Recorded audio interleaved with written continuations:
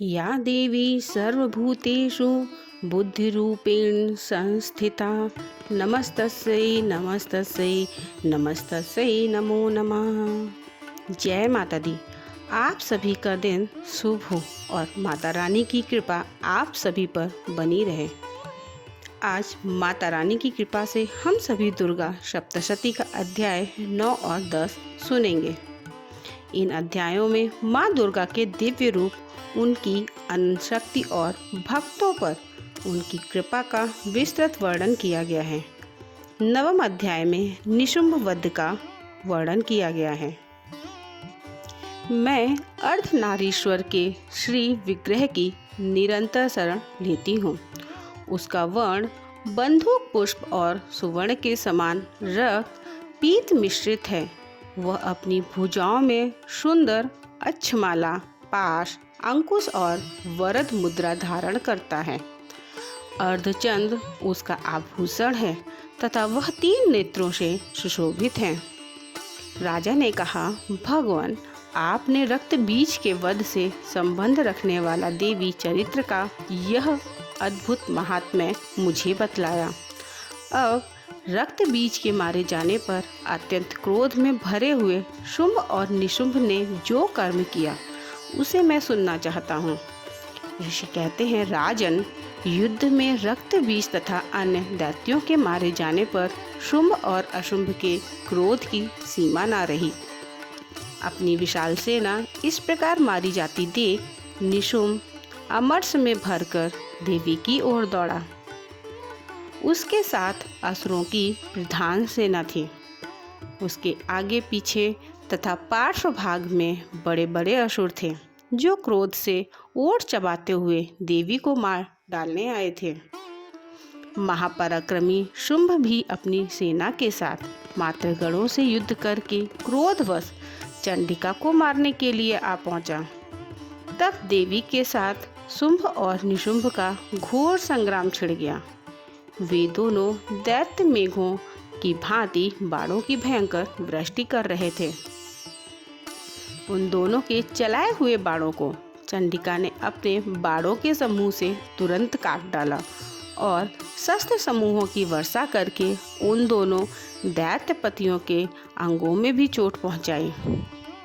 निशुंभ ने तीखी तलवार और चमकती हुई ढाल लेकर देवी के श्रेष्ठ वाहन सिंह के मस्तक पर प्रहार किया। अपने वाहन को चोट पहुंचने पर देवी ने क्षुरप्र नामक बाण से निशुंभ की श्रेष्ठ तलवार तुरंत ही काट डाली और उसकी ढाल को भी, जिसमें 8 चांद जड़े थे, खंड खंड कर दिया। ढाल और तलवार के कट जाने पर उस असुर ने शक्ति चलाई, किंतु सामने आने पर देवी ने चक्र से उसके भी 2 टुकड़े कर दिए। अब तो निशुंभ क्रोध से जल उठा और उस दानव ने देवी को मारने के लिए शूल उठाया, किंतु देवी ने समीप आने पर उसे भी मुक्के से मारकर चूर्ण कर दिया। तब उसने गदा घुमाकर चंडी के ऊपर चलाई, परंतु वह भी देवी के त्रिशूल से कटकर भस्म हो गई। तदंतर दैत्यराज निशुंभ को फरसा हाथ में लेकर आते देख देवी ने बाण समूहों से घायल कर सुला दिया। उस भयंकर पराक्रमी भाई निशुंभ के धराशायी हो जाने पर शुंभ को बड़ा क्रोध हुआ और अंबिका का वध करने के लिए वह आगे बढ़ा।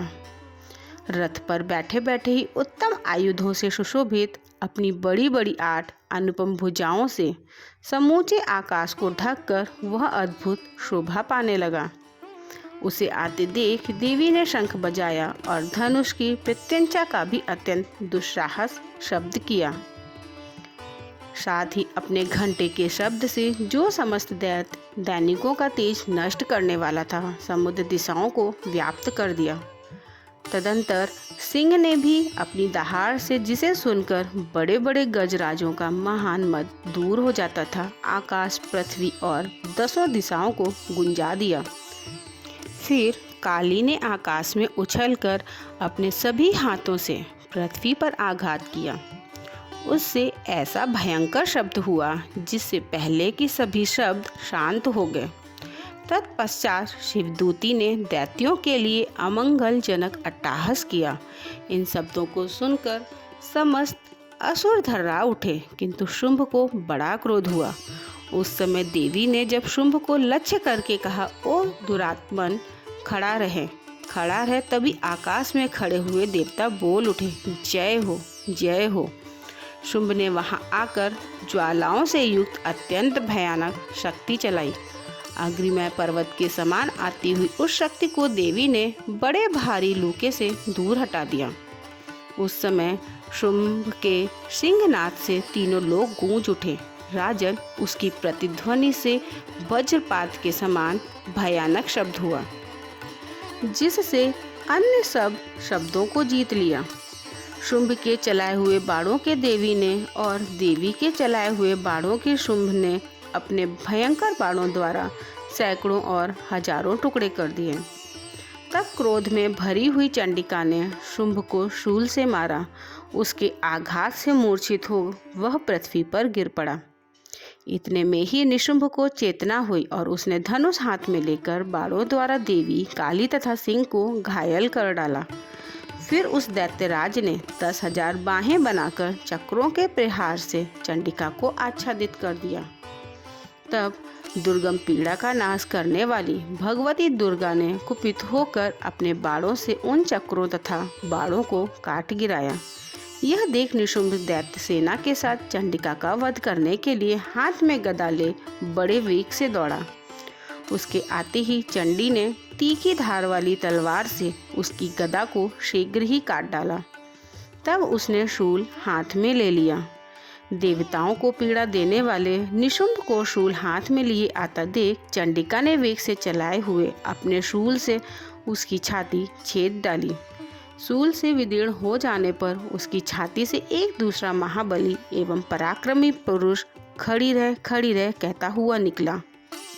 उस निकलते हुए पुरुष की बात सुनकर देवी ठठाकर हंस पड़ी और खड्ग से उन्होंने उसका मस्तक काट डाला।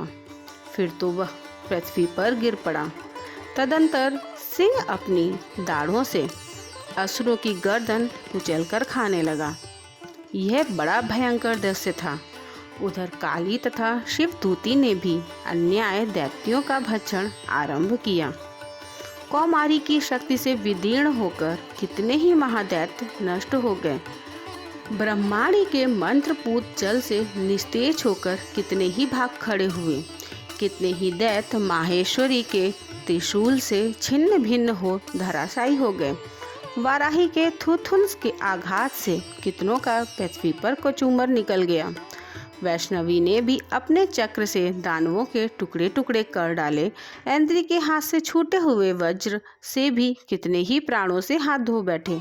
कुछ असुर नष्ट हो गए, कुछ उस महायुद्ध से भाग गए तथा कितने ही काली, शिवदूती तथा सिंह के ग्रास बन गए।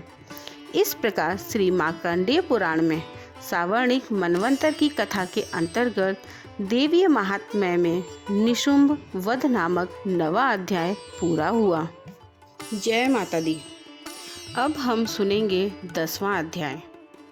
ऋषि कहते हैं, राजन, अपने प्राणों के समान प्यारे भाई निशुंभ को मारा गया देख तथा सारी सेना का संहार होता जान शुंभ कुपित होकर कहा, दुष्ट दुर्गे, तू बल के अभिमान में झूठ मूठ का घमंड न दिखा। तू बड़ी मानिनी बनी हुई है, किंतु दूसरी स्त्रियों के बल का सहारा लेकर लड़ती है। देवी बोली, ओ दुष्ट, मैं अकेली ही हूँ। इस संसार में मेरे सिवा दूसरा कौन है? देख, ये मेरी ही विभूतियाँ हैं, अतः मुझ में ही प्रवेश कर रही हैं।